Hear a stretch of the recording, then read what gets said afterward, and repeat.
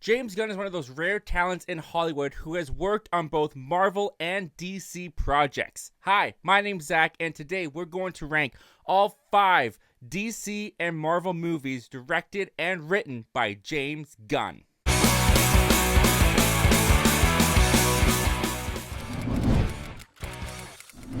Before we get started, these are just going to be theatrical movies, so we're not going to include Peacemaker Season 1 or Guardians of the Galaxy Holiday Special, but be sure to comment your list of James Gunn rankings for Marvel and DC projects down below, and if you want to include those, I highly encourage you to do so. With all that out of the way, let's kick this off at number 5. In last place, Superman, and this is, of course, the latest film from James Gunn now that he is CEO over there at DC Studios. This is the kickoff to his universe. He's directing it.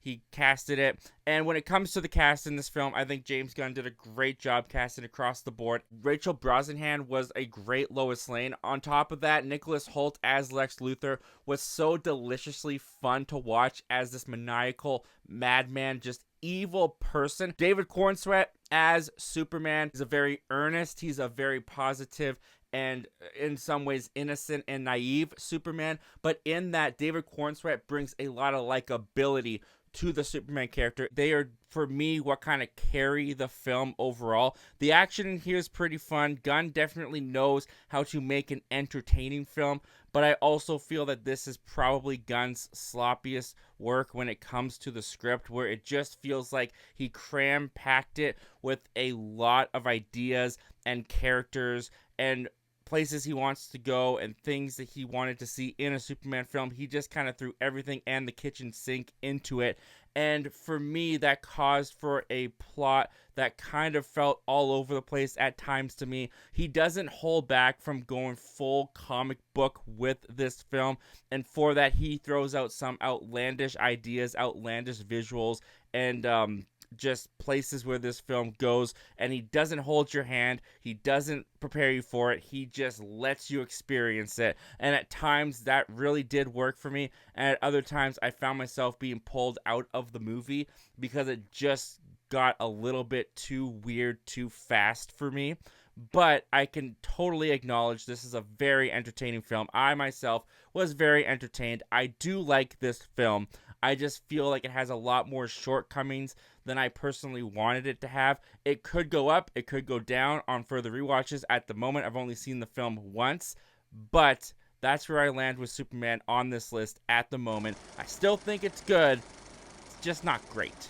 From there, we move on to Guardians of the Galaxy Volume 3, and this is another Gunn film where I'm kind of in the minority when it comes to the majority of this movie. I personally think that this movie succeeds the most at being a send-off for James Gunn from the MCU. It's clear that in this movie, he's wrapping up the story that he's set off to tell back in 2014. He gives each and every character in this film a very satisfying conclusion to his storytelling of their stories. Of course, this movie tackles the origin of Rocket and gets the most deep and personal with the character than we've ever gotten to be with him in the MCU.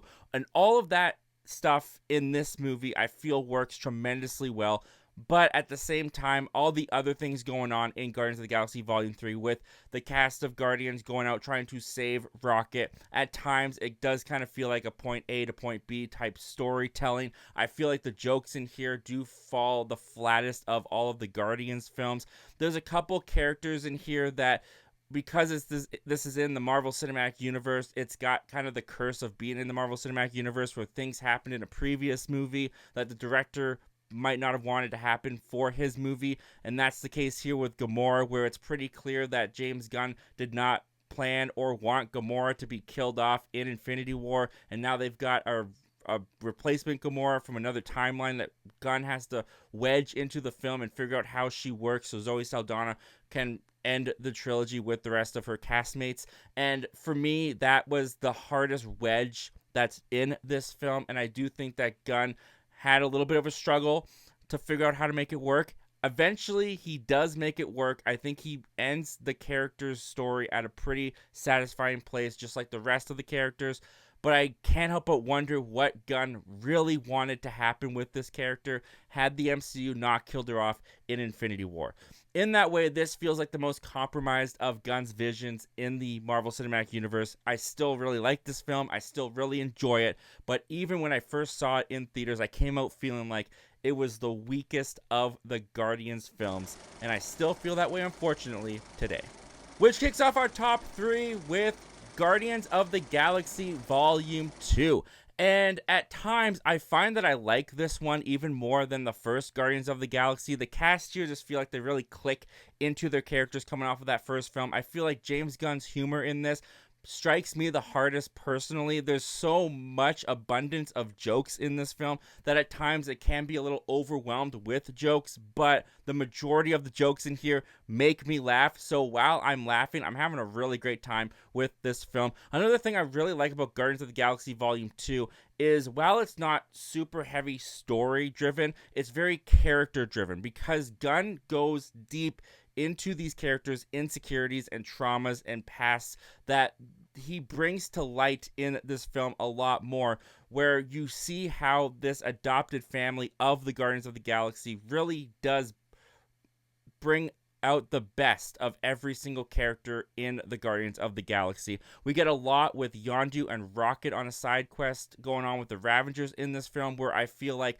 those characters relating to each other I bring a lot of heart to the film, as well as the through-line story of fathers and what is a father, and the whole bookend of Yondu and Quill, and how Quill accepts that Yondu was his father all along, the father he was searching for. I think the way that Gunn incorporates that into Guardians of the Galaxy Volume 2 is very well done. Kurt Russell in here as Ego the Living Planet. Granted, he doesn't have much to do for the first 2 acts of the film.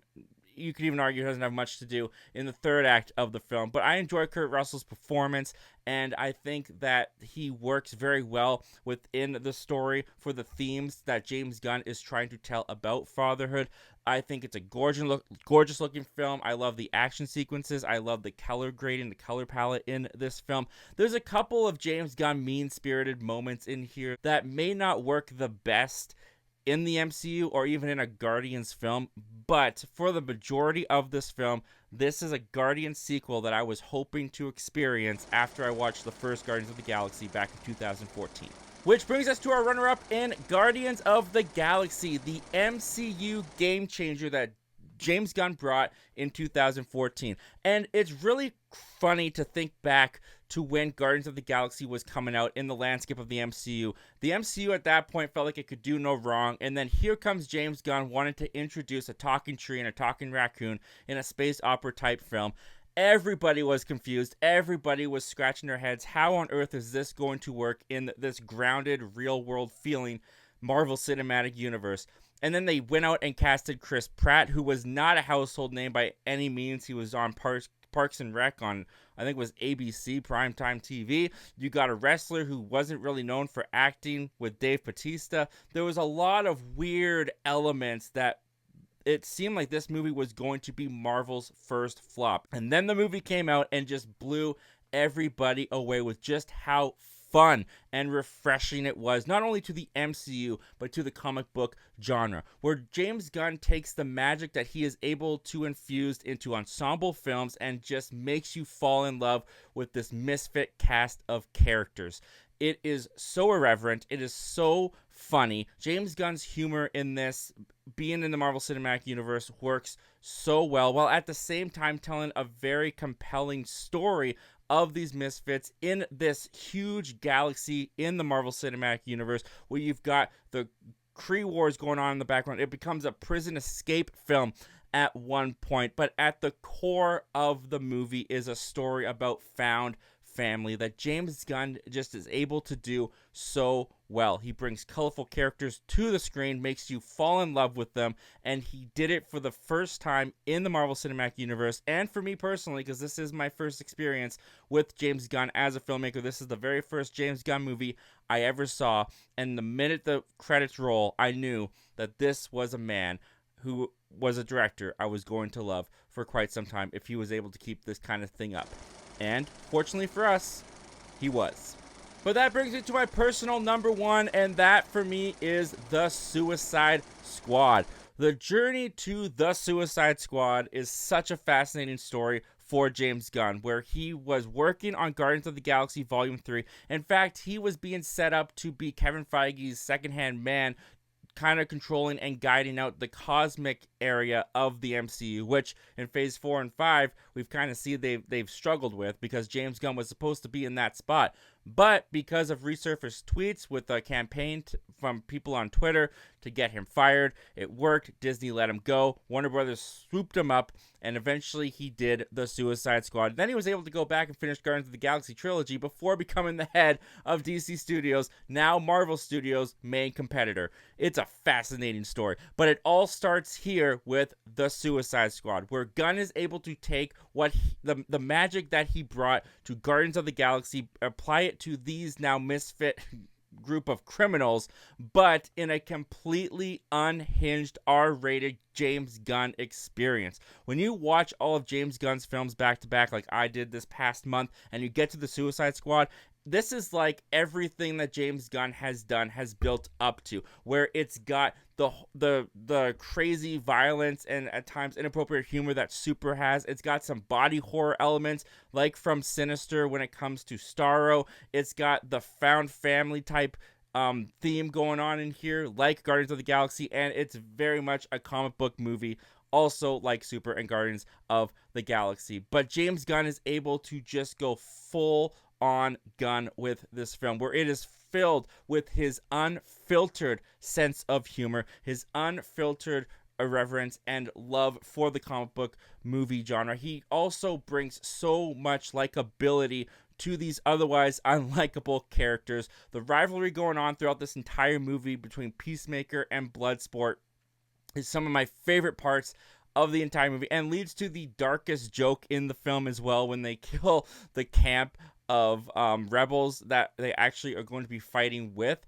When that reveal happened in the theater, I lost my mind laughing. It was so funny. They take a character from Suicide Squad 2016, a failed movie, in Harley Quinn, and they elevate her and make her even better and more of a threatening presence in this film than you saw in 2016. And the film lives up to the name of The Suicide Squad, where James Gunn was smart enough to throw in red herrings of heroes, so that when people get killed off in this film, it feels like any one of our Suicide Squad main characters can go at any moment.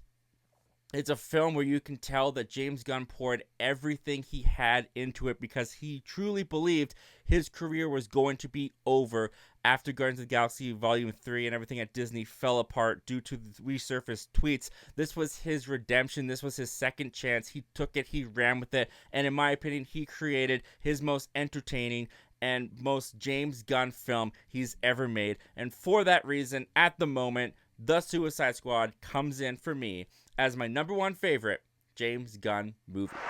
If you like content like this, I've got Marvel rankings up there. I've got DC rankings right down there. And be sure to check out the most recently uploaded video to the channel right over there. As always, guys, thank you so much for watching. Don't just watch movies, talk movies. I'll see you guys next time. Take care.